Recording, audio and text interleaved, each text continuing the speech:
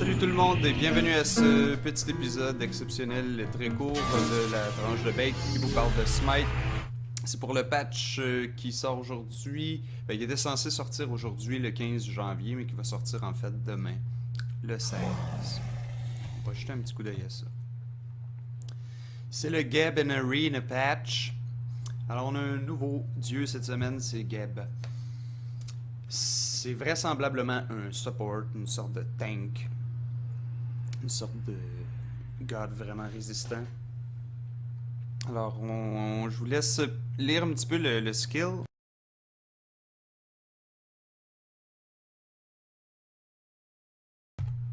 Donc, Geb a un passif Hard as a Rock.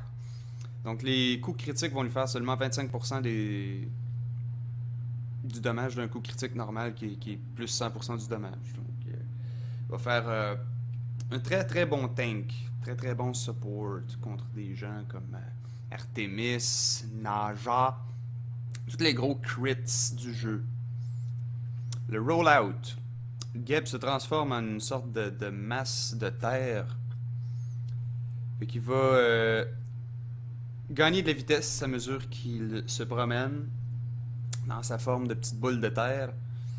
Puis il va faire de plus en plus mal à mesure qu'on passe beaucoup de temps en forme de boule de terre. Donc ça va faire 50% du dommage au départ jusqu'à full damage sur les 3 secondes de la durée de vie de sa petite boule. Donc dès qu'il va rencontrer un dieu ennemi en forme de petite boule, ben, il va faire beaucoup de dommages. Jusqu'à 425 plus 70% de sa force magique, c'est vraiment énorme. Ralentir le monde pour 30% de la vitesse pendant 2 secondes. Et s'il atteint son top speed, ben, il devient CC immune. Il va aussi knockbacker les gars. Fait que c'est vraiment puissant, on s'entend, pour seulement 70 de mana au maximum. C'est vraiment un spell très très très puissant.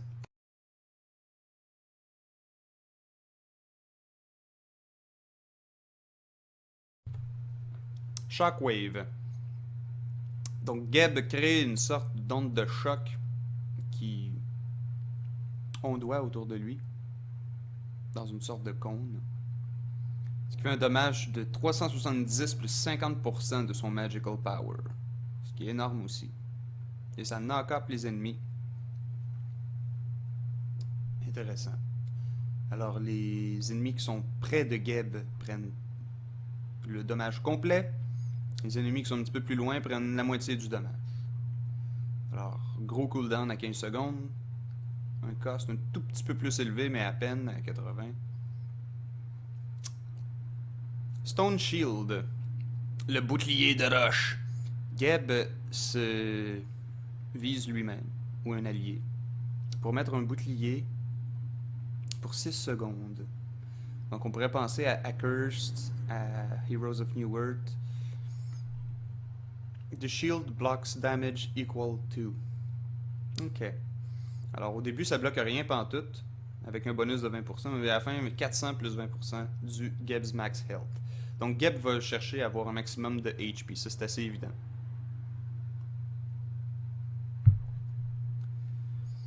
Donc il y a une durée de temps ou jusqu'à ce que le dommage soit consommé. Alors le shield va aussi agir en tant qu'anti-CC lorsqu'appliqué. Donc si quelqu'un est stun, on lui met le bouclier et il n'est plus stun, tout simplement. S'il est slow, peu importe l'effet de crowd control, on met le bouclier, c'est fini. 18 secondes de cooldown, c'est très très long. Donc il va falloir l'utiliser très intelligemment ou le builder en cooldown reduction. Cataclysme, Geb pulls apart the earth. Donc on va faire une sorte de tremblement de terre, le pauvre.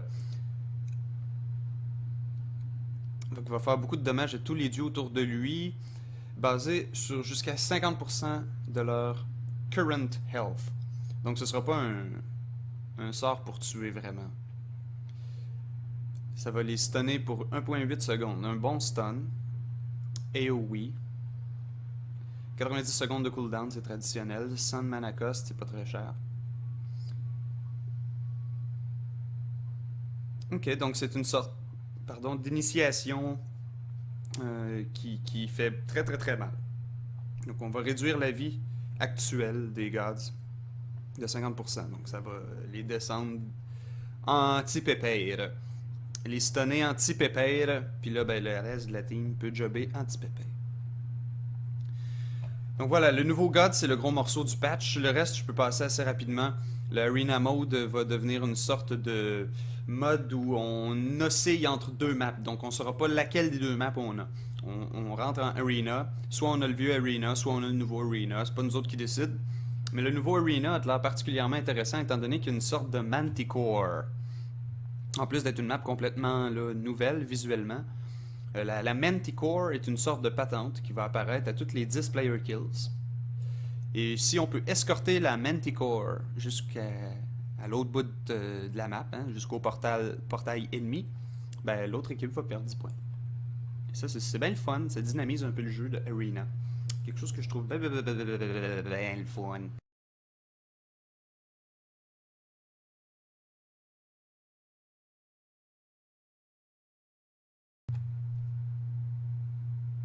On a des skins. Beaucoup de petits changements de minimap que je prendrai pas le temps de regarder avec vous. Vous pouvez les lire plus en détail si ça vous intéresse. Mais notamment, les respawn times pour les Middle Fury XP Games have increased de 100 à 120. Donc pour les junglers, pour les midders, ça va être très important de tenir compte de cela. Donc on a l'habitude d'avoir notre petit trajet très tight, très serré pour arriver, pouf, au moment où les mid-camps réapparaissent. Ben là, il va falloir faire ça 20 secondes plus tard. Il va falloir garder ça en tête que c'est 2 minutes. 2 minutes. 2 minutes. 2 minutes de respawn.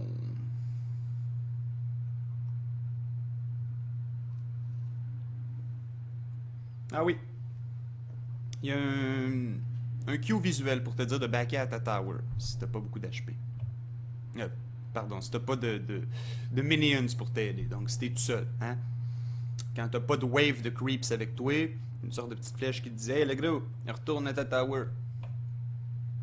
On peut l'enlever quand ça nous achale, mais pour les noobs, ça va être très utile. Et ouais, c'est ce qu'il y a de plus important. Le spectateur, ça va être très drôle, ça peut être trop. On va voir ce que ça va donner. Donc il y a un auto slow motion sur les ultimates. Donc quand on regarde une partie et qu'il y a un ultimate, slow motion mode pendant à peu près une seconde et demie, t'sais. Fait que ça donne un petit peu plus de relief au combat d'équipe. On a le temps de comprendre un petit peu mieux. Puis ça donne une sorte d'effet cinématique très cool. On va voir comment ils vont être capables de doser ça. Donc les items, rien de super majeur sinon que les bots. Donc les bots n'ont pas vraiment changé sinon que dans la forme, donc dans la recette si on veut. Mais ça reste foncièrement la même chose.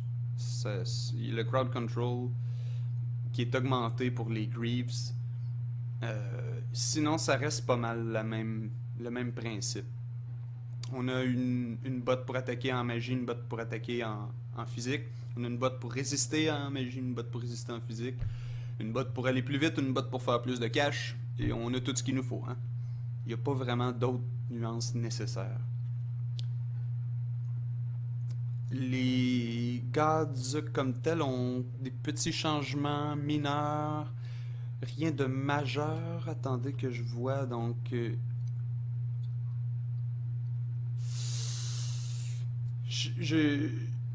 Non, rien pardon, rien de super majeur. Seulement peut-être tir et Chalk qui serait intéressant à noter. Chalk qui avait tendance à avoir un radius un petit peu exagéré sur son premier skill, le Thunderstrike. Donc, quand la hache va atterrir, ben, le radius qui est calculé va être vraiment celui de la hache et non pas une sorte de radius augmenté bizarre avec un délai qui prenait certaines personnes par surprise. Donc Chuck, qui a son radius de premier skill un petit peu rectifié.